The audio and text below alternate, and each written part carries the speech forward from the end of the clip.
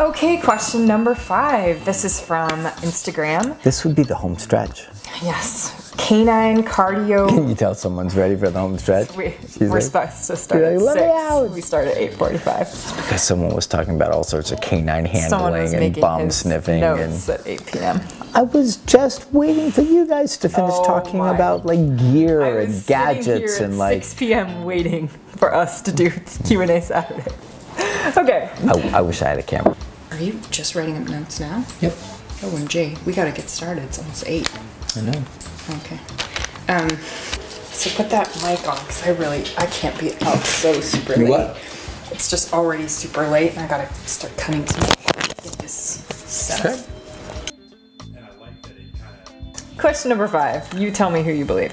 Canine Cardio Moncton says, question, we have a fearful GSD that is reactive to not only dogs, but humans too. Yes. I work every day to build up his confidence by bringing him for structured walks, exposing him to different places, people, sounds, and try to keep him under threshold to leave on a positive note on every walk. Yeah. My hubby, on the other hand, has no confidence walking him as he feels defeated when he reacts. He now prefers to play fetch with him, and he feels he gets more exercise by running. However, I feel I might totally be wrong, but I feel that he's constantly on alert mode. It really breaks my heart, so my reasoning is that I always try to reward him for being calm. I feel that running raises his stress levels, which are already sky high. He can run for days, but bring him on an hour walk, he snores like a baby. Right. So I guess my question is, playing fetch with him potentially making it worse? Thanks in advance. This is a dual question, and I'm going to let you jump in first. Okay, so I think that you answered your own question, Canine Cardio. I think she did too. Yeah, I think it's interesting because divorce time. No, there is the thing, and it's also like, we'll see it a lot with clients, like one of the partners, sometimes more generally the male partner, will be like, a dog is a dog just needs exercise, play and a little roughhousing, rustling, maybe. And then that dog will be just normal. But the reality is, with all the factors, you know, genetics and what the dog came with experience-wise and all this stuff, sometimes dog being a dog is not the best dog that you want. So a dog like this, you know, we would do a full program on him if he's being, you know, reactive or aggressive to humans or dogs or anything like that. We do a full e-collar program.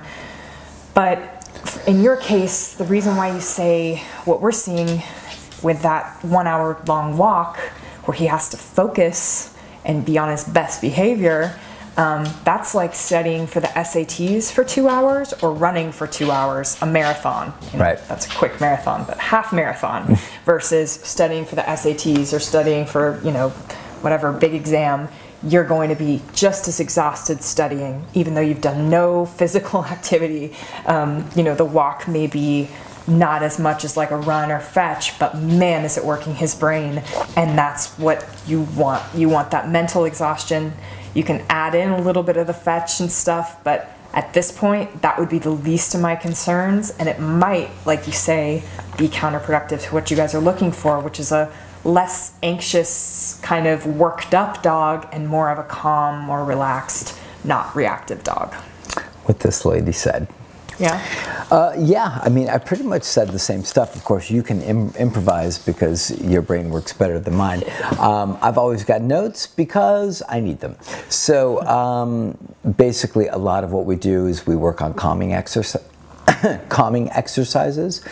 Slowing the brain down is a big part of what we're looking for. So what we typically find is that owners are trying to out-exercise the dog, whether it's fetch or jogging or bicycles or rollerblading or something like that. You're creating athletes, you're creating dogs that tend to live up here in a real amp state, and we go the opposite. We shoot for, we walk slow. We teach dogs how to heel slow. We teach dogs how to do a ton of duration work. We teach dogs to practice impulse control all over the place. All we're looking for is to take this brain that's on a hyperactive kind of like gear, hyperactive mode, on autopilot, and like I see something and I react, and get it to where the dog is actually stopping, slowing down, looking to you for permission, and making decisions from there. So a big part of it is slowing the dog's brain down. And like Laura said, I think that can be really counterintuitive for a lot of people, especially dudes for some reason. We want to, you know, we want to go and like play and wrestle and work the energy out. And there's nothing wrong with having that side of the coin. But especially initially, that side of the coin should be like 10%.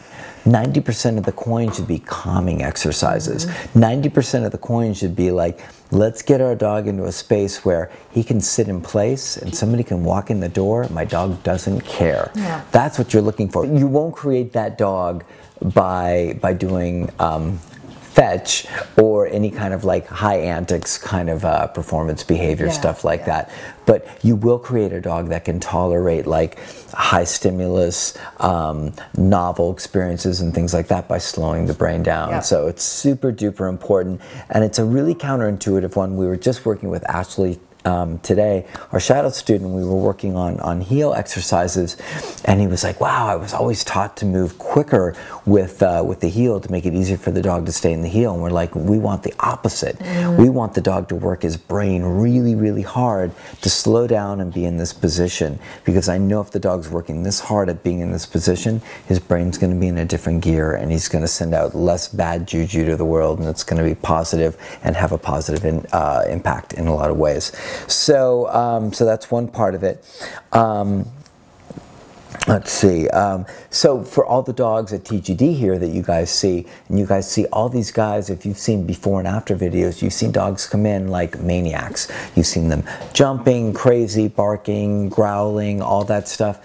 And we're not going out and we're not riding bikes and we're not rollerblading and we're not jogging and we're not like sprinting around with these dogs. What we're doing is we're slowing them down and asking them to give us very precise behaviors in very challenging kind of contexts and situations. And what we find is, like Laura said so well, all of those moments are like taking SATs for your dog, and they all slow the brain down, and they all burn a ton of brain energy, and they put your dog into a much calmer, slower, easier gear, which means when your dog's at home hanging out, you're going to see really fabulous stuff, rather than the dog that's just like had the ball thrown a bunch of times, is tired for 5 minutes, and then comes back in and is like, what's next? What's next? What's next? Worked up. Yeah, because you haven't done the other side of the coin. So I think that both of you are right, but I would say that if you've got a dog that's kind of out of control, and it sounds like your husband's frustrated enough to where he doesn't even want to walk him, that I would focus really heavily on that 90-10, 90% being structure, rules, accountability, and really kind of enforcing those rules, and then, and then allowing some small percentage of your day being that kind of excessive, high energy, fun, kind of playful stuff. I so get it with your husband. I mean, I remember with my dog that was a shepherd that was having issues as well, is like, I was like, the more I play, the more, if I can have him like find things in the yard and like do like... Talking about polar bear? Yeah, just like, can I rollerblade him 8 hours a day and maybe he'll be better? Like, I so get it. Especially if it's frustrating to walk him, I understand where. But what did you get? From. That's so important for people to hear. Thing. I just created an athlete. I mean, I created an athlete who was worked up, who didn't have any impulse control. The only impulse like control, you know, it'd be like really like having. You see this all the time. Super anxious people are like, I just became a runner, and it's like, it's so awesome because I'm just a runner now, and like I just have all this, and you're like, how about some yoga, dude? You know what I mean? How about taking a minute? And they're like, no, it's cool because I can run like 13 miles a day, and it's like, no. Let's slow it down. That's easy. Easy for them, yeah. So yoga, not so easy. Yeah. So whatever's not easy for the dog, like the walk, is not easy. That's why he sleeps like a baby, you know. But I get it with your husband. So I would just, what I would do is lead by example. Just every time you want to work, you know, unless you can talk to him about this stuff. You know, every time you work with him and work with him on duration, tons of duration with this dog, tons of place command, just telling him what to do all the time and get him in a much more relaxed gear, and then maybe he'll be more of a joy to walk. I would love a joy to walk. Almost going to give you this. Hang on one second. Last thing. Okay. Remember this, guys. Motion is easy. Stillness. Calm, quiet, stillness that's challenging. Yeah. Right? Like, people will watch our videos and go like, but the dogs aren't playing. Do you know how easy that is to get? That's the easiest thing in the world. All we have to do is say break or right, work them up. and they go bananas, right? So people are like, wow, your dogs are so calm and relaxed. We're like, that's the hard part. Yeah. We're showing you that because that's the hard part. Right. The crazy, playful, frantic, That's why they frenetic came stuff. to us. Right. They had all the other stuff. They had all the play and the crazy. Right. Now we're trying to balance it out. Yeah. So just remember, guys, that motion, that frenetic energy, that excitement, that's all natural and very easy for dogs to jump into, and not necessarily the best. But if you can teach your dog how to have the other side of the coin, which we call the off switch, on and off, right?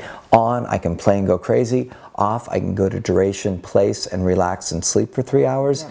Then you got the best of both worlds. You've got a dog who knows how to go back and forth between those two worlds, and you can have some really magical kind of responses from him in a lot of different contexts. So now, with that said, I will give you the high five. Thanks, we are guys. finished.